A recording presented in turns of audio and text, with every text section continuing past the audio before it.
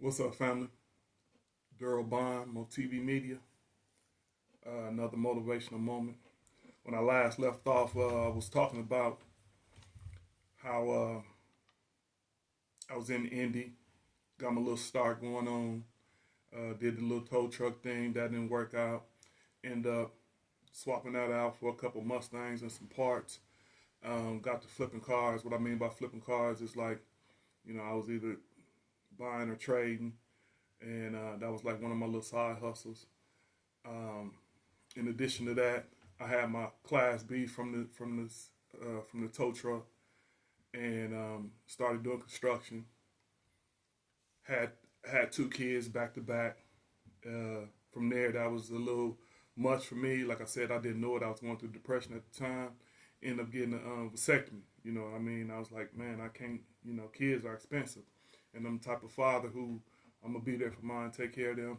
So when it got to vasectomy, uh, I love all my kids, but I was thankful to get a vasectomy because I was like, I can't keep popping them out like this. And so, moving on from there, I ended up moving my wife and kids from Illinois out here to Indianapolis. Excuse me. We was all out here together. I had everybody. You know what I mean. My daughter and her mother was not too far away, and I felt responsible. I'm gonna take care of everybody. Didn't know how I was gonna do it. Just put God first and all of that. Like I said, not to speak too much on anybody outside of myself, but these is all of these things is part of my life. These are monumental moments, and these are some of the trials and tribulations that I was going through.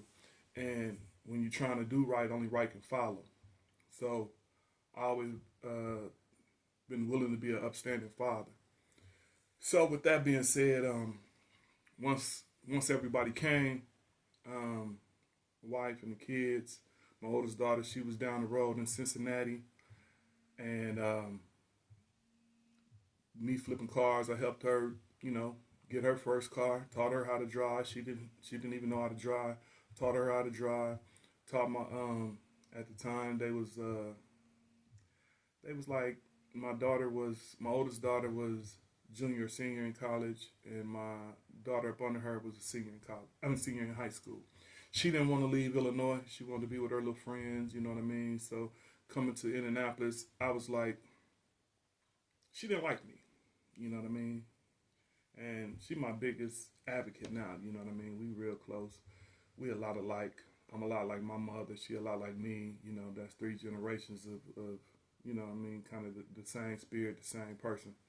So anyway, I had to sit her down and tell her like, look, you may not like me, and I'm not here to be liked as a father, and I'm not telling nobody what to do. I'm just telling you what I did and how I run mine. I'm not here to be liked. I'm not trying to be your friend. I'm here to teach you and help you how to survive, get you out the nest so you can survive on your own. And that's the goal. And so I told her, I said, hey, look, uh, you may not like what I did or, the choices I'm making on your life at this point in time. You feel like I'm taking you from your friends, but I'm trying to show you something better. And that's what we did. And she ended up a year or two later, ended up thanking me for the choices that I forced her to make by coming out here and leaving, her high school that she was attending. And like I said, I got stories within stories, but I'm gonna try to keep it focused on me and try to keep it focused on where somebody else can learn and adapt and move in a different way and find ways. So um, today I'm gonna basically try to give you some tools and some jewels to where if you find yourself in these situations, you know what I'm saying, and you're just trying to um, establish something for yourself. Somebody telling you no, you got to keep saying yeah. Um, so one of the things that I did in addition to like flipping the cards is like I was also into mowing, and so I started buying mowing equipment. And it's people who still ask me to this day, how did you know what equipment to buy? What is this and that? You just watch. You stay observant. If you're looking for a way on how to figure things out, just look around you. Look at what other people are doing. If you see somebody, like for my example with the mowing, I saw people who was, had big time contracts, and I just looked at the equipment they had, and I started buying it. You know, I couldn't afford it out the gate. I was, I'd catch it at the pawn shop, a blower here, a weed eater here, this and that, and then I go on Craigslist or whatever. Now I use Marketplace if I was looking for something like that. But and that's what I did. Like right now to this day, I don't even mow, but I got probably about $10,000 worth of equipment. And so where I last left off on my little journey and my jobs and how I was making ends meet, I started doing construction. And like I said, I'm not no labor intense person. And when I started doing this, I was like, I want to say 38, 39, and it ain't a young man's game. So it's labor intense, and but I did it, and once it started to dwindle down, I was bringing home probably G 1200 a week, something like that, and then it got cold, and they was talking about $200 a week and 3 weeks to wait on that check. I think they said 280 or something for unemployment, and I'm like, ain't no way I'm gonna take care of the family, off that. I can't do that, even though I still was, flipping cars on the side. Like I said in the last video, I was doing probably like 2 to 3 cars a month where I buy them and, clean them up. I ain't no labor intense person. I don't fix on cars or nothing like that. I would just get something to where, it was drivable. Then I clean it up and make a little minor repair or something, take it to a shop, and then try to get my money back and maybe an extra grand or something off of it. So that was a hustle that I did, and every now and then I like messing with cars, not like working on them, but I like playing with them. So I do that every now and then, go to a auction or something and grab a car and hold on to it for a minute and recoup my ends up out of it. But another thing that I did was like I just always bought like little equipment, because it's not so much can you do a job, it's like do you have the tools for a job. So I remember one time it was storming real bad and trees was falling, and I went and bought a power saw. People had limbs and stuff for it was about a week. I was going around making a quick couple $100 every stop. Just cutting limbs and getting them out of people's yard or off. Just little small stuff. But you can easily take any of them little small ideas and turn it into a business. You know what I mean? You could start mulching. Basically, uh, putting down mulch in people's yards, cleaning up their garden beds for $300-400 a pop. I was from the construction. Once that died off, my next step, what I did was I was on Craigslist and they was talking about they needed cab drivers, and I got sets of eyes looking at me. So I wasn't gonna say what I wasn't gonna do because hey, I'm the type of person I shovel shit. You know what I mean? After a while, the smell I guess will get, but I ain't never had to do that. But I ain't gonna say what I won't do. As long as I ain't doing nothing negative, I'm gonna keep pushing. So I started driving cab. Didn't know nothing about it. Never saw myself as a cab driver. But I ended up doing that for like 6 years. You know what I mean? I was getting like $400-500 a day and driving a cab. And in the midst of me driving the cab, on the weekends, when the weather broke, I would pull out the lawn equipment. And I got to the point with the lawn equipment, and what I was thinking with the lawn equipment was, I got 3 little boys. Actually 4, but 3 boys back to back, and I was thinking like, man, I might get some free labor out of them for a minute, but that didn't work out. And once I saw that, in the household, we wasn't seeing eye to eye on how I should leave my boys, I kind of left that alone, you know what I mean? Because I wasn't trying to push them into nothing that they wasn't really interested in, because I don't think that that's fair. Other nationalities, they do stuff like that. They set up little businesses and stuff and kind of make their kids do it, but hey, I'm not going to make nobody do nothing. Even to this day, my boys, they grown. I just offer advice. I don't tell them what to do because I'm still trying to tell myself what to do and convince myself to go do it. So you can't control nobody else. And that's a hard lesson to learn and to make. Once my oldest daughter, when she graduated from college, like I said, she was in Cincinnati going to Xavier. She graduated.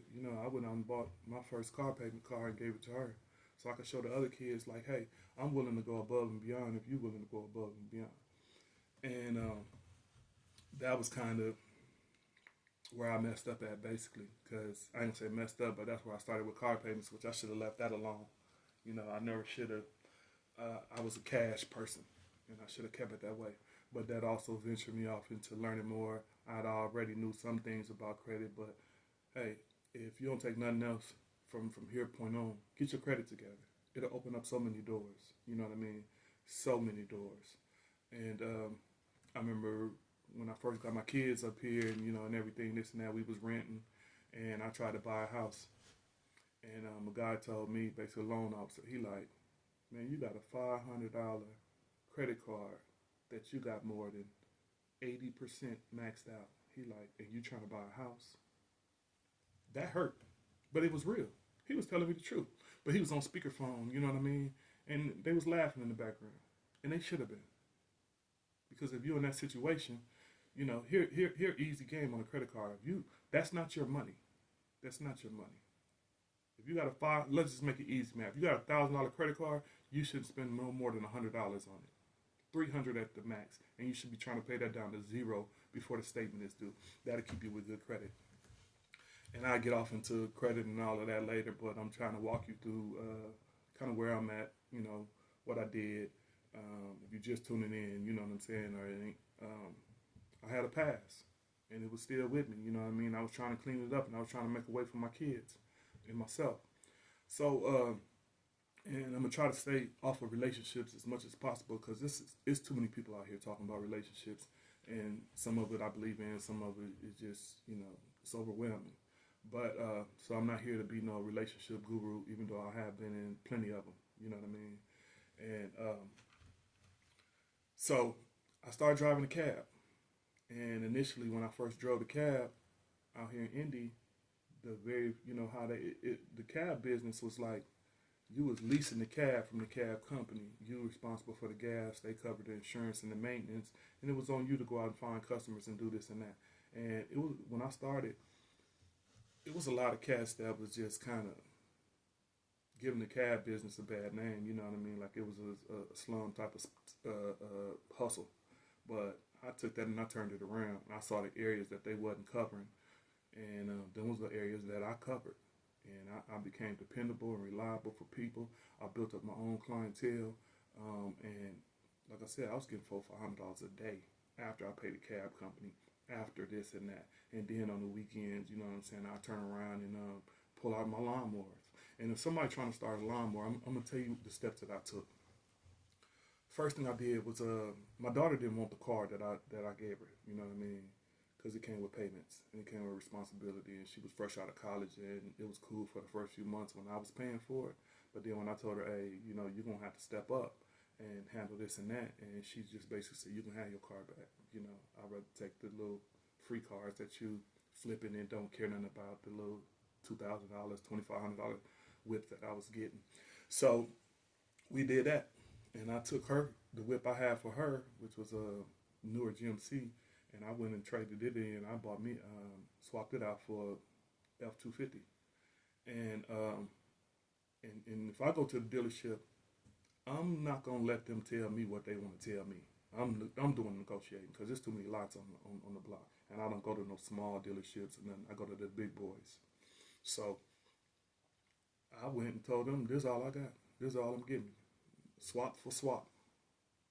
You can call whatever bank or whoever, you know what I mean, and get this financed. If not, I'll pull off, And so I ended up getting an F-250. And then from there, I went to Tractor Supply. I didn't even have no business name or nothing like that. And you go to some of these places, let's just say like a Tractor Supply, Menards, or Lowe's, or Home Depot, and you go to fill out the application. You can put on there whatever you want to put on there. You can believe me or not believe me. I'm telling you what I do to this day. As long as you don't put no astronomical numbers, they gonna take you at face value. So I told them I had a lawn company. I fill out the application. I told them I had a lawn company. You know what I'm saying? That I was doing about 70,000-80,000 a year, and I wasn't. I just needed a trailer. You know what I'm saying? So I got the trailer. They gave me I think I want to say 2,000. Yeah, they gave me 2,000 at the Tractor Supply, and all I wanted was a trailer. I got a trailer, and paid it down, and you know what I'm saying. I had that little line of credit with them. Still got it to this day. I want to say it probably didn't boost up, but I don't even go to Tractor Supply like that. I go through there maybe once a month, buy something for the house, just to keep a recurring payment or on time payment. another little one-on-one on credit. You know what I mean? If you got a credit, make sure you got on-time payments. You know what I'm saying? You don't want no collections. You don't want no late payments. No, none of that. So I did that and went down to Louisville, other side of Louisville, little town called uh, Elizabethtown. Got me a decent mower, Dixie chopper, zero turn. If you start a lawn service and you go get one of them mowers with a steering wheel, you're not gonna make no money because that's for somebody who just want to ride and mow their own lawn at home. You need some real equipment. You know, if you're trying to get some bread, you need something that you can run about 7 or 8. You know, if you by yourself, 7 to 10 yards a day. But if you got a crew, you want this lawnmower to be able to, to go at it, and you need the big boy stuff. You know what I mean? You need a Dixie chopper. You need a X Mark. You need a what's some of them other brands out there. Uh, I don't know. I don't want to go down the list of that because maybe that ain't what you're trying to do. I'm just trying to give you some avenues, a couple of quick things that come to my mind. And you could take that lawn service and you could turn it into doing hedges only. You could turn it into mulching only. You could take it into landscaping, and you can grow that thing as big as you want to grow it. But me, I wasn't trying to do nothing like that. I was, like I said, I was hustling on the side. And that first year, I bought that Dixie chopper, and I had that trailer, and all I was paying for was gas for the mower in my truck. And I used to get about $7,000 to $1,000 a weekend. You know what I mean? So that mower paid for itself a long time ago, and it's still sitting out in the garage. And that was probably, I don't know, maybe 9, 10 years ago. And if something ever go wrong, I got two mowers, two push mowers, about 4 weed eaters, about 3 blowers, and I got a trailer. I could fire that thing up at any time during any season that's getting ready to begin and go get some bread. So anyway, it's all about your drive, your push. But like I said, I drove the cab and turned the cab into a straight up hustle. I had a long list of customers. I don't know a lot of people in Indianapolis. Most people that I do know, I know them from the cab business. I know them as a customer. And I dealt with the people that was in the most need, and I dealt with people who other people just didn't have time for. I dealt with the elderly. I dealt with the blind. And where there's a need, there's a demand. And that's what I did. And I made a good living off of that for quite a while. I took care of my family, took care of myself, and just since then I just been growing and venturing off into other things. At one point in time, had to be 10 years ago. Had to be because it's coming up on 10 years, and I'm gonna push this button again. But I met up with some people on Craigslist, and they was looking for some insurance agents, and I went, and they was out of Pittsburgh, Moonlight with them. Got to kicking it. They give me the game on the insurance business. You know what I'm saying? They was all brothers too, and brothers and sisters, and they was trying to move into the Indianapolis area, and they was looking like, man, whoever go get their license, you know what I'm saying? You can kind of run it out here, and I was like, man, let's get it. And so I went and took a test and all of that, and passed it independently, and went to go get my license. And here at the state of Indiana, they was like, nah, I don't even know where you come up with this idea at. You know what I mean? You got to be 10 years from your situation. And that was 2015 when I took the test. So I'm like, well, I got sentenced in '05. I caught the case in '05. Got sentenced in '06. So I had to explain all of that to them. And they said, no, you got to be 10 years from from completion. So I may venture down that path later on this year because we're coming up on the 10-year mark. And I don't like to be told no. I like to hear yes. You know what I mean? And I like a challenge. If it's a challenge, you know what I'm saying, I'm looking for. If it's a problem, I want to solve it. And so, not that I really need to be trying to sell no insurance or nothing like that, but, the information is good to have, and it's good to have a lot of tools on your belt. That way you can be versatile out here in this world as far as what the needs of your household or yourself or your community may need. And so, I like to challenge myself. I like information. Right now to this day, or you can even know the fact that I got 8 kids. I don't watch a lot of TV. I'm all action. You know what I mean? And I ain't in the streets or nothing like that. But I'm just saying, I like to be moving. I like to be educated. I like to be challenged, pushed. I like to educate.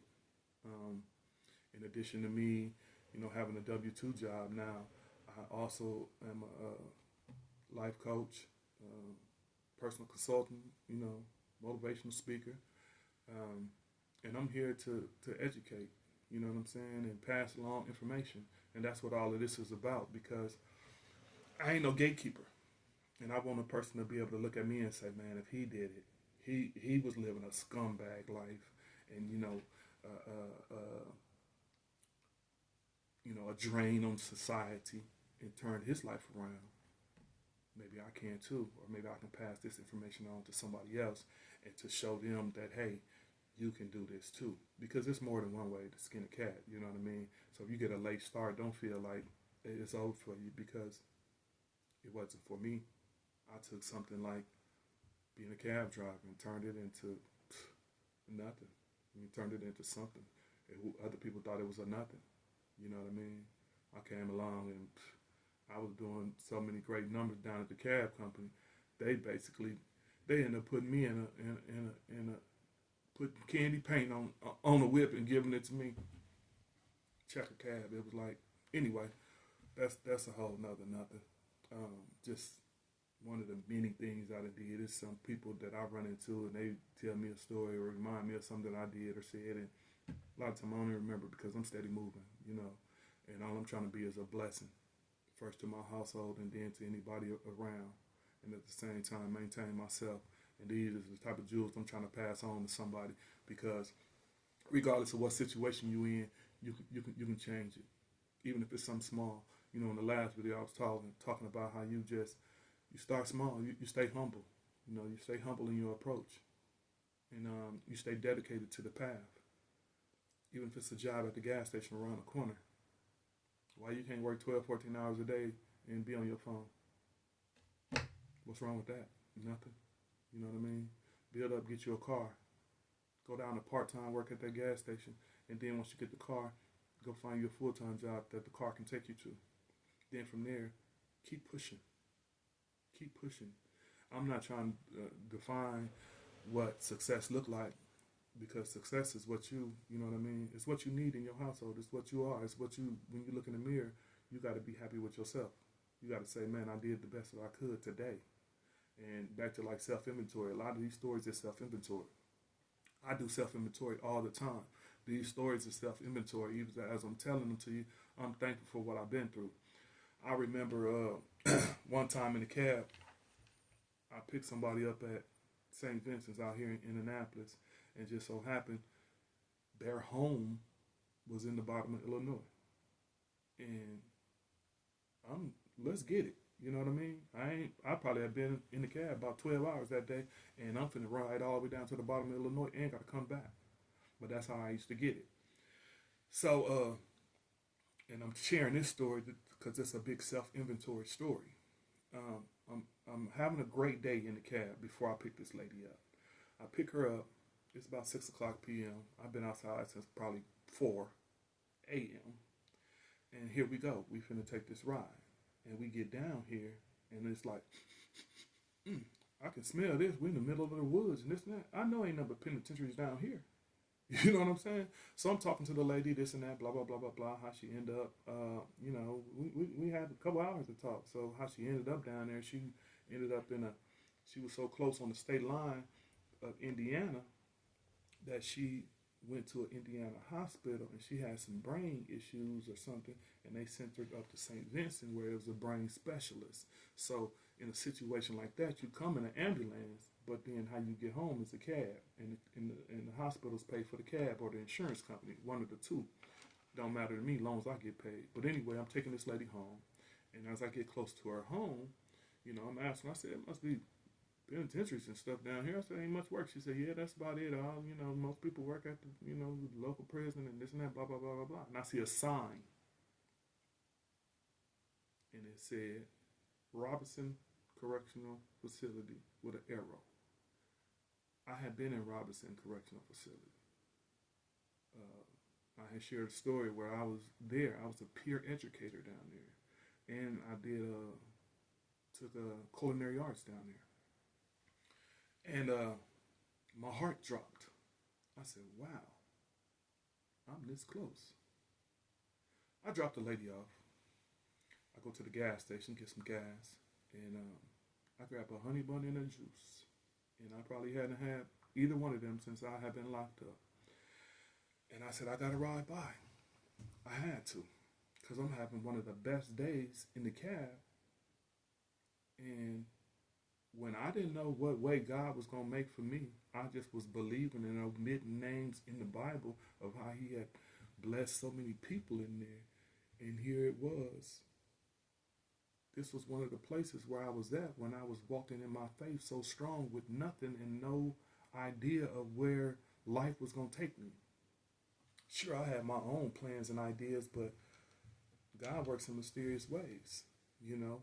And going back on one of the videos I said before, He said, I will go before you and make a place for you.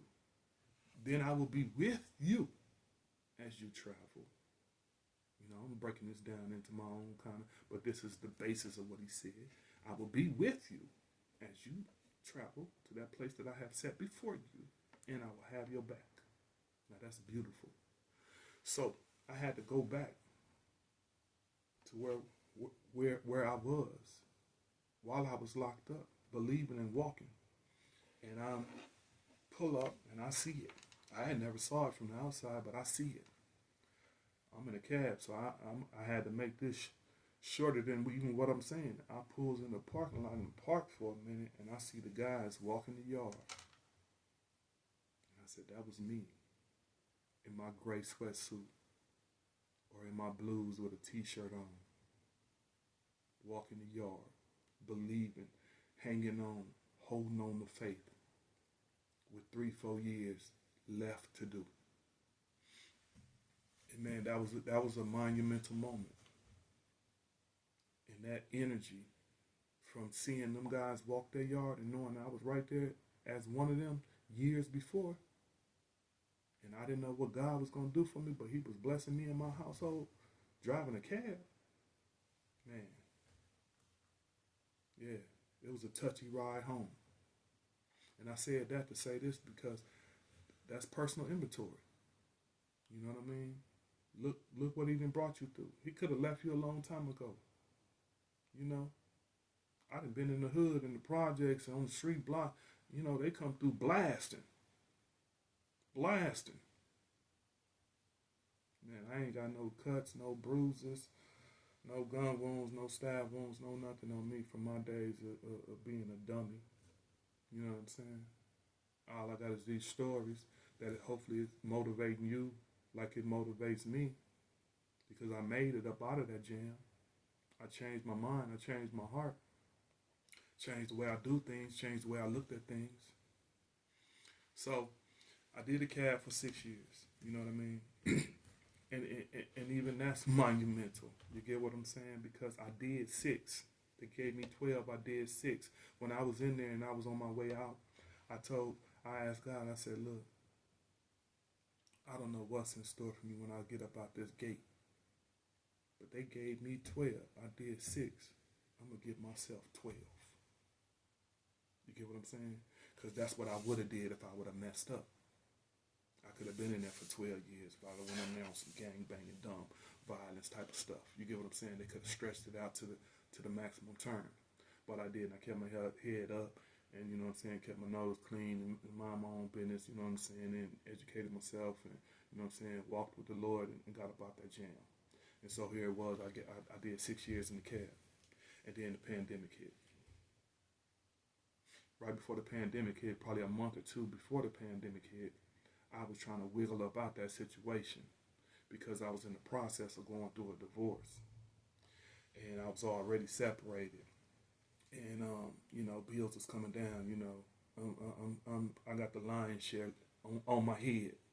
The lion's share of everything that's going on, you know. And I don't have the luxury of seeing my kids on a daily, nightly basis. You know, I'm struggling and fighting with that. But I'm gonna try to stay off anything that don't involve me in the content of what I'm trying to share.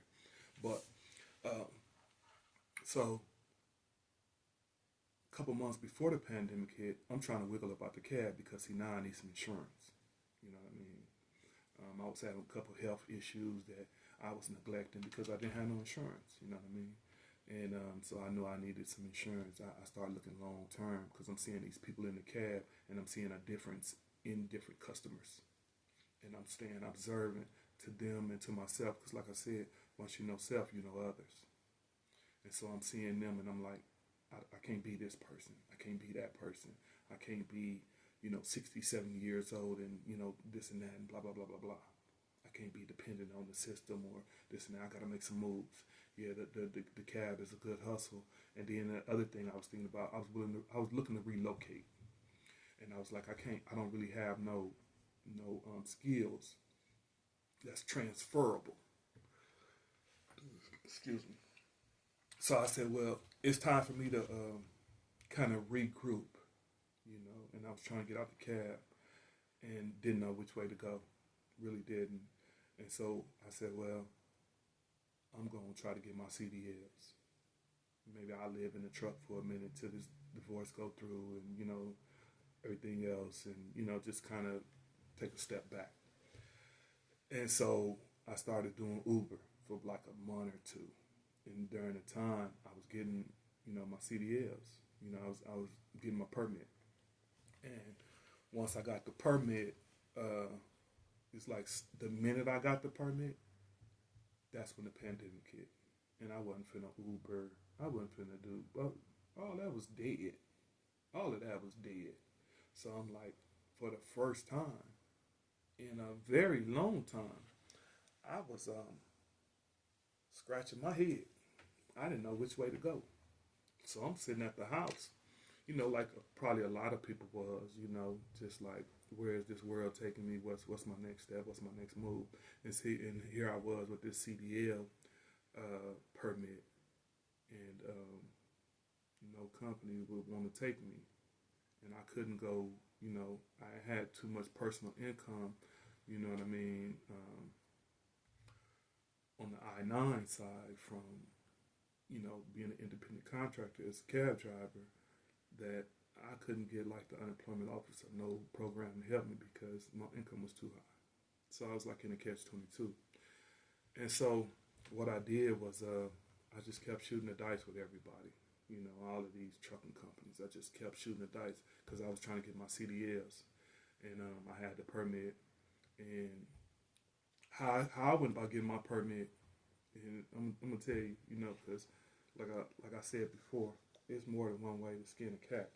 And so how I went about getting my permit is that it's 25 questions, multiple choice. And here in the state of Indiana, they you can take the test every 24 hours. And they only got so many variations of the test, of the multiple choice questions they're going to give you. And it didn't cost nothing. So I used to just go there every day. Yeah. Every day. Till I passed. And with whatever questions you got wrong, they would tell you that you got it wrong and show you the answer. I mean, how much, I don't know. How much easier can it get? So that's what I would do. And I just kept trying and trying and trying. And then I got it. And then I said, well, I ain't doing nothing. I'm going to go get all my,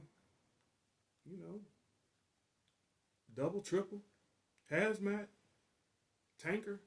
I got all the endorsements. I just kept going. Wasn't nothing to me. You know what I'm saying? Go up in there and take a quick multiple choice test. Man, if I get it wrong, I'll be back tomorrow. And so that's how I got my permit. And then, like I said, I was looking and looking and looking for any company. And I was going to ride out with this company. And they was going to do me wrong. And if anybody don't know, if you're trying to get with a company, get your CDLs through them, they're going to play all kind of games. Because they think that you coming off somebody's couch or somebody's basement or, you just working some little job, $300 a week or something. So they figure, if they can give you $500 or $600, you're doing better than what you was, and they thinking most people who trying to come in the trucking is messed up. But that wasn't my situation. That's a lot of people's situation, but it wasn't mine. So anyway, this company, they was trying to bring me out to Denver, Colorado, and they wanted me to ride a bus. I said, it's a pandemic. I'm not going to ride no bus for 2 days during a pandemic. You know what I'm saying? I'm not going to do nothing like that. I'm not riding a bus. No way. I got a good, dependable car outside. So I asked them, could I drive? They said, no, cars wasn't allowed. I said, oh, that don't even sound right. But once I got in the trucking business, I understood. They try to get you somewhere in the middle of nowhere and kind of force you to be there because they want you to get them licensed, and then they how you sign a contract to where if you walk away within the first year or 18 months or before you get so many miles up under your belt with that company, then you owe them, you know, $10, $15, $20,000. I was gonna go and I was gonna walk away immediately. I didn't care nothing about owing nobody. That wasn't nothing to me. $10,000, $15,000.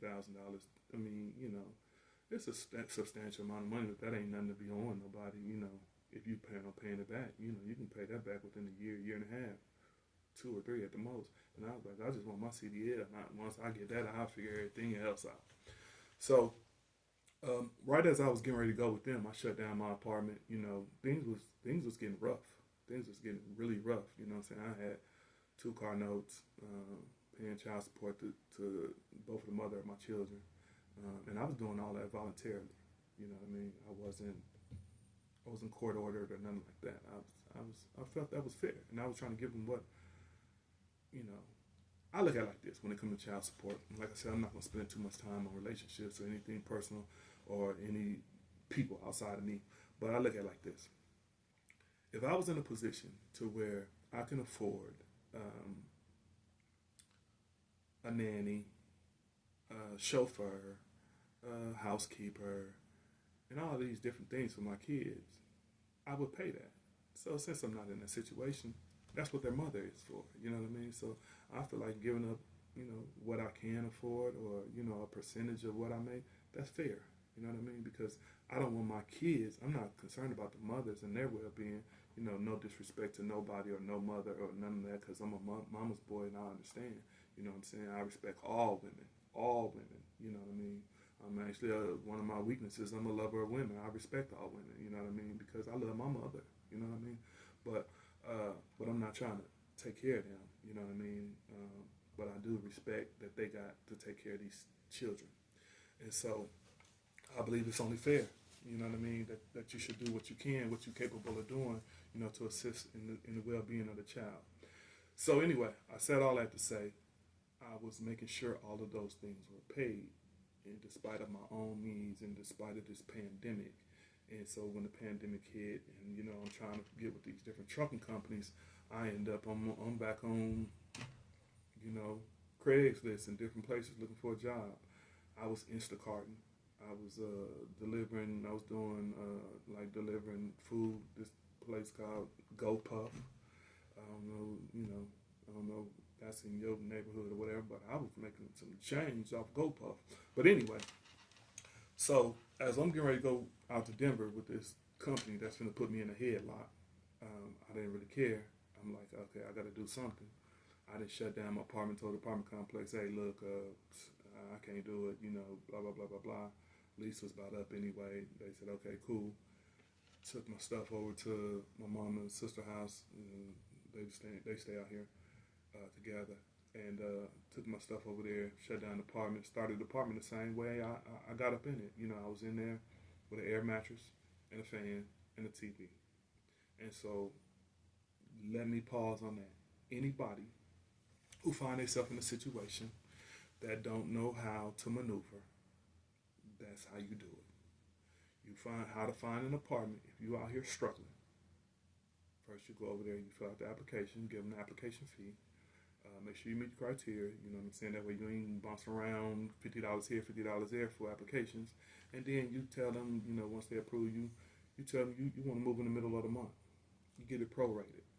You know what I mean? You move in for a little bit of nothing, basically half of the rent, and, you know, give them the deposit, then give them half of the rent, and then you got 2-3 weeks to come up with the full rent. And, you know, I came into an apartment with nothing. Piggyback off that. Prior to that, when I first got separated, I was staying with my brother. My brother got 4 bedroom. He got a big house. And it was just him. And he wasn't really even staying there. He had a government contract working in Wisconsin somewhere, Minnesota somewhere. I don't know. But anyway, I was staying with him, and I was giving him. First, I started off $100 a week, and he had several rooms I could have stayed in with a bed, but I took the one with nothing in it. And he like, bro, why are you in here on the floor? I said, because I want to wake up and remind myself what I got, not what you got. And so I was giving him $100 a week. Then I bumped it up to $150. And he said, why you give me an extra $50? I said, because I plan on getting me an apartment and ain't no place in America I know that I can move into for $400 a month. So I got to bump it up so I can get comfortable paying, a reasonable rent. So that's for anybody who's trying to get themselves together. You know what I mean? You can't stay nowhere for free. And I had a family member who's like, hey, when I had my apartment, he's like, hey man, I'm going through this and that. Can I come stay with you? I said, yeah, you can come stay with me. About three weeks a month, I'll let you stay for free. I said, after that, I'm gonna need $200 a week. He said, damn, how much is your rent? I said, that ain't got nothing to do with you. It's the fact that if I let you stay for anything less than that, you'll never leave. You'll never get yourself in a position to where you're comfortable to get your own spot. And I tell that to anybody. You come over here, you're going to pay rent like you got your own place. And that's going to help you. Piggyback on that story, to let you know I ain't playing no favoritism. My daughter, my second daughter, not my oldest, my second daughter, she went off to school and off to college for a year, and she came back and she said she didn't want to go back. I said, okay, that's cool. That's not important to me. It's got to be important to you. And I said, but this is how things gonna work. If you think you're gonna drive my car and I'm gonna pay your cell phone bill, you got two options. I said, A, you can come up in here like you still in high school and be up in here at a reasonable time and have chores and all of that, and then that's fine and dandy. I said, but you've been on your own for a year. You used to coming in when you want to, this and that, eating hot Cheetos and noodles, all on campus, struggling and this and that. I said, now you're in the real world. You don't want to go back to school, eat them Cheetos and noodles. You know what I mean? I can't send you no money and take care of you like that. That's just not realistic for me or for you. So you're going to have to give me $75 a week. And she like, dang. I said, yeah. Starting immediately, every Friday. And she like, it didn't seem realistic to her. It seemed like I was being rough, but I'm not here to make no friends. Not on this, not in real life. I'm being realistic. You know what I mean? Ain't nobody gave me nothing for free. And I got to teach you what life is about. I got to teach you, I got to give you some no vitamins. I got to get you ready, prepared for the world. So if that make you cry, go cry. But I need my $75 on Friday. And you know what? It wasn't long before she said, I'm moving out. I done found a roommate. I'm going to get an apartment. Good. That's what I wanted for you. And see, at the moment when all of that was taking place, she thought I was being harsh, rather. She thought I was being harsh. But you driving my car. You know what I'm saying? I'm paying the insurance. You got a cell phone that I'm paying for. That $75 ain't nothing. And you think it's something. But she thanked me. She thanks me to today. She'll tell anybody. You know what I'm saying? I built her up. Because I ain't playing no games with none of the kids. None of them. You think I'm hard? Okay. Walk out these doors. I love you. You know what I'm saying? I'm looking for some respect. And hopefully you love me back. But friendship? Nah. Tell you like my granddaddy told my mama when she was a baby, a young girl. You get you a piece of paper. You write your name at the top.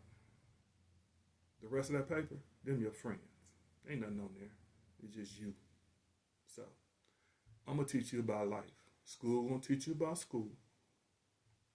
I'm gonna teach you about life and characteristics. Character is who you are when ain't nobody looking. You know what I mean? You gotta pay your bills, you gotta pay your way. Ain't nothing in life free. So that to that. So if somebody find themselves living with somebody, if you ain't pulling your own weight, homelessness is real. It is. And if you don't believe me, go to any major city and ride around a downtown or somewhere. I bet you'll see some tents with some people living in there who thought otherwise. It's real. It's real. So, I kind of got sidetracked. But I'm glad I shared that. Oh, that's where I was at. My brother. Boom.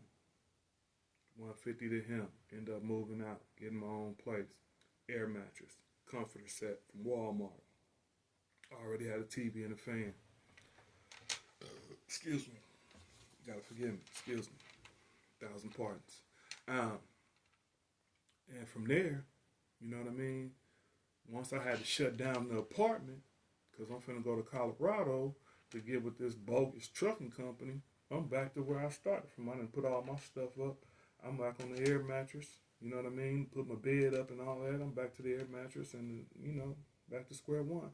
Waiting on this flight I'm finna take. Because since then I wanted to bring my car, I was going to fly out there.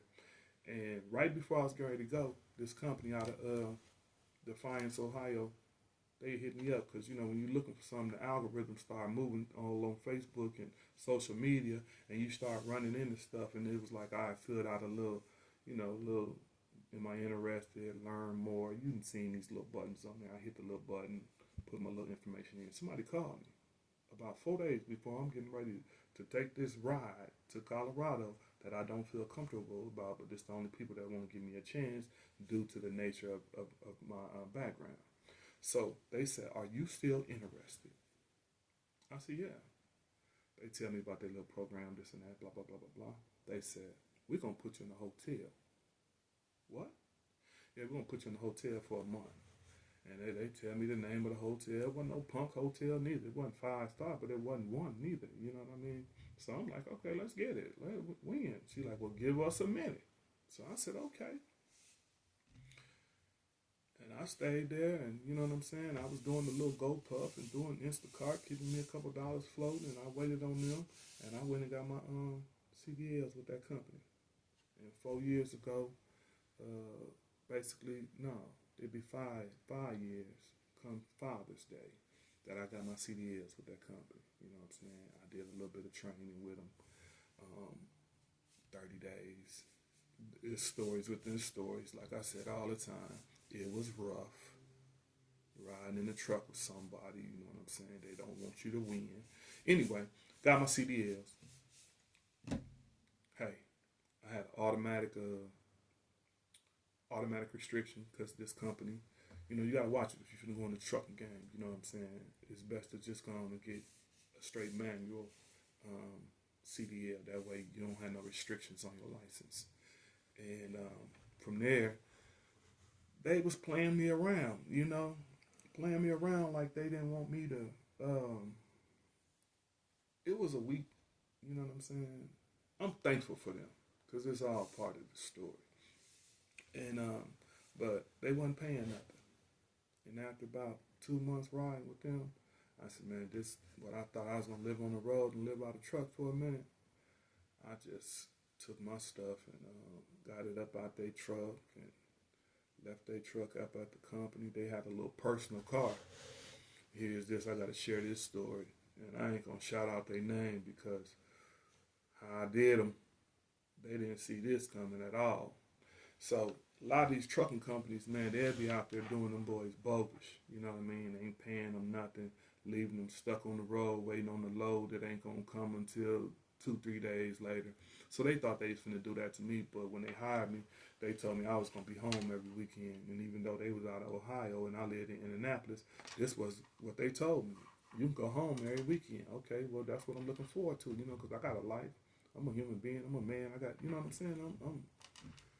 Anyway, they had left me struck in Pittsburgh the week before, and I was like, okay. I end up going up into the building, and hollered at one of the forklift drivers, and he got me up in there. So I made it up out of there and made it back to Indy, you know what I'm saying, which was cool. But they tried to get me stuck up there, and the next spot was from Pittsburgh to somewhere in Michigan somewhere. And so I ended up being late with the load on Monday, you know. But I'm thinking about me. I ain't thinking about man. This is what y'all told me. So anyway, that following week, they shortchanged me on some miles, and you know what I'm saying. And they had told me, you know, I was gonna get a minimum $800, and I had been doing way more than that, and so $800 wasn't even dropping a bucket of what I needed. But I said, okay, I can live off that if I'm gonna live in the truck. So anyway, I'm up there and I'm like, man, they didn't play me bogus 2 weeks in a row, and if I'm gonna leave, I ain't gonna do them. A lot of guys be leaving trucks at truck stops and calling for rides and getting their stuff up out of there and leaving somebody truck and trailer and the load way 1,000 miles from home. But I ain't doing like that. I said, man, I'm already feeling this way. $800, I can make more than I was doing. I was making more than that in the pandemic, driving for GoPuff, delivering snacks around the hoods of Indianapolis. I said, nothing else. I'll go back and do that, ride around in my own car and rebuild, you know what I'm saying, from that. So, they had this little car that you could use when you at the property, and you know, run to Walmart, run go get you something to eat, something like that. All you had to do is sign out. I signed out, got all my stuff out the truck, loaded it into their little Crown Vic that they let you use.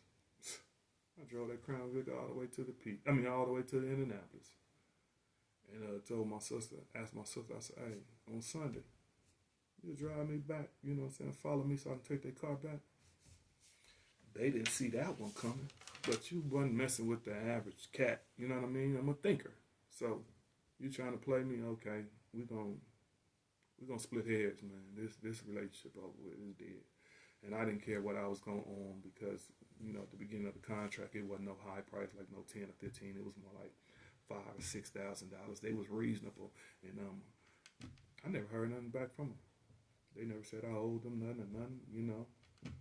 They helped me get my CDLs. Like I said, they put me up in a hotel for 30 days. I got my L's in Toledo. I was out there kicking it in Toledo in the hotel, getting my CDL. You know what I'm saying? Went up to Detroit a couple times, kicking it, hanging out with a couple people I know in Toledo. You know what I'm saying? During the pandemic. You know what I'm saying? It was all a blessing. It's been a blessing the whole ride. You know what I'm saying? The whole ride. You know, so what message I can get somebody is, it's always a way. You just got to keep pushing. Even when it looked dark and grim, you know what I'm saying? Like I said, this was the pandemic. There was a lot of people losing a lot of stuff, and it was a dark time for people. And I'm telling you, I come up out that boy swinging. You know what I'm saying? And I got a CDL, you know what I'm saying? I'm with a decent company. They treat me good. We good. You know what I'm saying? And from there, I just been moving and pushing. You know what I'm saying? And even when, I never forget, once I got with the company, got my CDLs, a lady who I met in a cab, she became like a mom, auntie or whatever to me. You know what I'm saying? And I was like her personal driver for years. And even after I got out of the cab, you know, I would take her wherever, you know what I'm saying? And so she was like, what's next? And even her and my homeboys like, man, I done seen you, man, since you come home, do so much. What's next? And for a while, I was like, I don't know what's next. Because I got comfortable, you know what I mean? Making decent wages and good insurance. Able to take care of that, you know, pass that on to my kids. And, you know what I'm saying? Everything consistent. And I've been at my job like 4 years, you know what I mean?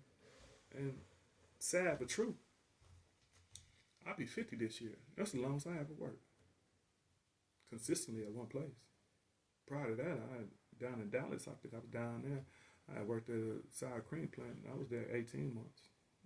Prior to that, you know what I'm saying? I wasn't working nowhere long. I was moving and shaking. And so from there, I just ventured off into, you know, I started learning things about myself, things I had to work on for myself, and I started passing that on to people, you know. I was venturing off in credit repair, but it's too tedious. You know what I mean? I can help somebody with their credit if they gonna do the work. You know, I can do it yourself. You know, I can tell you, I can walk you through it, but I'm not finna. I got close personal people that I offer to fix their credit for free, just because I want to see them win. And people don't like looking in the mirror. They'll look in the mirror to fix their shirt or their self or something, but they don't like looking at their little dirty life that they didn't create it. That's you. That's you being irresponsible, didn't pay them bills, and when stuff, when let stuff go to collections and all that. So I wasn't gonna do that. You know what I mean? It's like pulling teeth to get to help somebody. So I just started consulting people with what I know. And the thing about that is, a lot of people just don't want to. They like to listen, but they don't like to move. Faith without works is dead. If you ain't gonna do no work, where the faith at? You know what I mean? So that's what brings me here. That's what brings us together. Is because I'm just giving it away. I'm just giving it away. You know, my story. Maybe you can fill in the gaps of your story. And like I said, right now I ain't taking no phone calls. I got a lot on my plate. You know what I mean? But I can share. I can share in my free time. You know what I'm saying? Because I like doing this. I like to give it to somebody that's gonna use it. And I don't know you, whoever you are. But hopefully you're going to use it. Hopefully you're going to take my story and use it. Because I got people around me, people that know me, and they want it. But they don't want to do the work. You know what I mean? They don't want to put no work into it, no effort. And I tell anybody, only thing I know, you can microwave is some food. And it ain't good food unless it's already been cooked and you're just warming it up. But you can't microwave your life. It's going to take some rebuilding, you know. When like I said, I'm not trying to speak or touch on no relationships. There's enough so-called gurus out there doing that, and I'm not here to talk about no everyday topics and what's trending or none of that. But I just started over so many times, and I ain't just talking about from the last couple stories I told you from the penitentiary or nothing like that. I just started over after that. In that journey of the 12 years, I just started over and over and over again. Fellas, I know I've been put out. I've been put out in the middle of the night in the rain. Go get a hotel. Can't come back and get your clothes. I'm talking about started over. You know what I'm saying? It's easy taking care of me. You know, I was just telling my wife, I said, hey, I eat noodles and beans. You know what I'm saying? I'm willing to sacrifice because I got a mind. I ain't gonna always be like this. I got homies and whatnot, you know, calling me with their ideas for me. I say, hey man, if you know me, if you even think you know me, you know I'm somewhere eating. May not be steak and lobster. May not be fish and chips. But I got a plate and I'm eating. I have never, and I thank God for this. I can't take it on my own. I ain't never been messed up. I'm gonna think myself out of a situation. Even when I was in the joint, I wasn't messed up. You know what I mean? I'm gonna keep the bare essentials. I'm gonna be driving. I'm gonna be riding. I'm gonna be working. I'm gonna be getting a check. You know? I'm gonna be taking care of what's needed to be taken care of. That's just me. That's just who I am. And God forbid that I'm not. I wouldn't even want to imagine. Because homelessness is real. And I'm not trying to be out on the streets. You know. So, with that, take some of them tools, you know. And it's all type of things you can do. You know. It's all type of trades you can pick up. I'm not trying to lure nobody to trucking or to follow me or to do this or to do that, but it's all type of things out there. You could become a crane operator in 3 to 5 weeks with the starting pay of $140,000. It's so many things out here. The railroad always hire.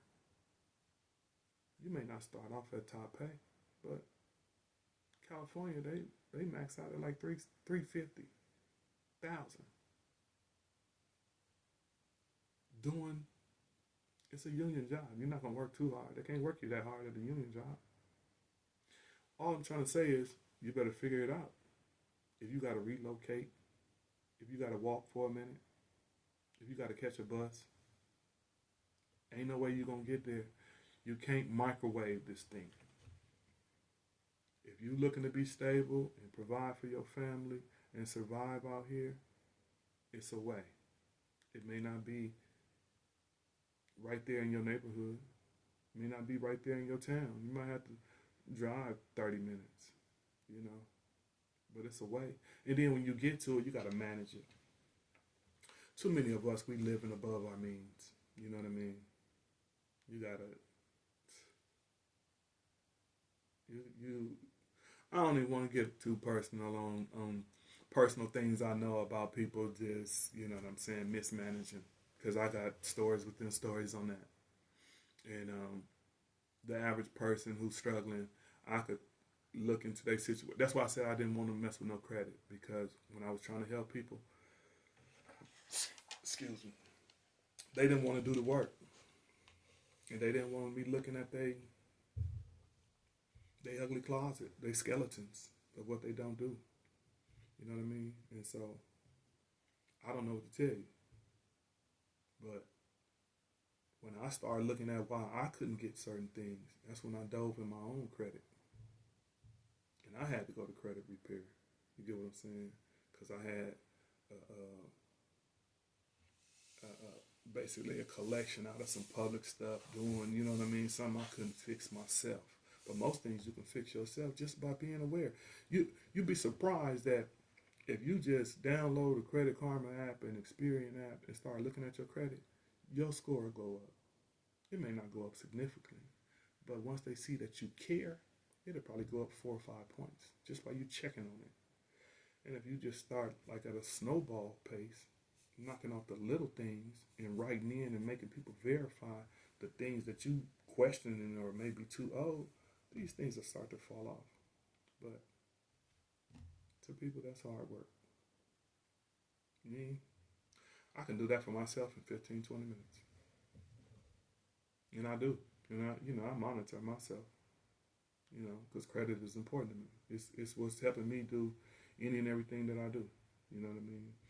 And like I said, I got so much more information, dealing with that, credit cards to get, ones to stay away from, but that's another story. That's another story. But for here, I just want to be able to tell somebody, hey, look, where there's a will, there's a way. And if you're trying to get out the prison of your mind and better yourself, you got to put forth some action. And it's not going to happen overnight. When I went through my divorce, I hit rock bottom and I had to rebuild up. You know what I mean? Credit was popped. Late payments on car notes. I had 2 car notes that I was paying for, and I was juggling them. I would pay one, so it wouldn't hit the 30-day notice, then pay the other one, and the point I'm trying to make is no matter what situation you in, if you fall, you just got to get back up. You got to get back up because you can't lay down. You can't lay down. You got to get up. And that's the difference between what you see with somebody who got it and somebody who's struggling. You know what I mean?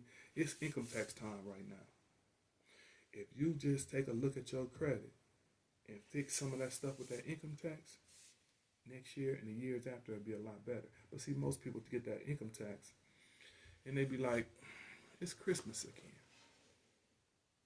And they trying to, buy people love. Eat out. Crab boils. When did that get so popular? It seemed like after the pandemic, everybody wanted a crab boil. The little crab boil spots was popping up everywhere. Hey, do you? You know what I'm saying? I ain't trying to do none of that type of stuff. I ain't never even had a crab boil. Not even interested in some corn and potatoes and whatever else in there. I'm not interested. But anyway, cut back. I started shopping at Aldi's during the pandemic. I learned that from Instacart. I realized like, oh, I've been to all these before, and you know what I mean. You shop there, and you know what I'm saying, blah blah blah, but not religiously. But it was 4 aisles. I'm a simple guy. That simplified my shopping, and it was cheaper. Cut back. You don't need all them name brand chips and nonsense. If you're hungry, all you need to do is eat. You know what I mean? You don't need all them name brand clothes. You just need clothes on your back. You know. And I was in a situation for 6 years where I had 3 shirts and 3 pair of pants, and I made it for 6 years. So that showed me I didn't need all them clothes. Even though I accumulated quite a bit of them, but I don't pay a bunch of nothing for my clothes. You know, I shop at Costco for clothes. 10, 15, well, about $15 for some pants. You know, I got a couple suits. I didn't invest in some suits, but I'm not spending a lot of money. I'm not chasing no brands and all of that. I'm not trying to dress like the mannequin. I'm not in line for no Jordans. But you do what you want to do. I'm just telling you, if you're trying to get to the bag, if you're trying to get yourself out your situation, if you're trying to, you know, stretch your dollar, and in these days we need to do all of that. And if you're my age, this is the last quarter. So you can keep blowing your money if you want to. It's gonna keep blowing in the wind. The wind ain't gonna stop. It'll keep catching it and blowing it wherever it's gonna go. But you better try to park it. You better try to make some investments. You know what I'm saying? Spend less. There's only 2 things you can do. You spend less, or you can make more. And if you find a way to do both, you'll move even faster. So with that, I'm out. Just some helpful tips: where to go, what to do. You know, it ain't got to be the highest paying job. You just got to, you know, use it wisely. Keep moving. When you get the job, keep moving. Keep stretching your dollar. Spend less. Be wise.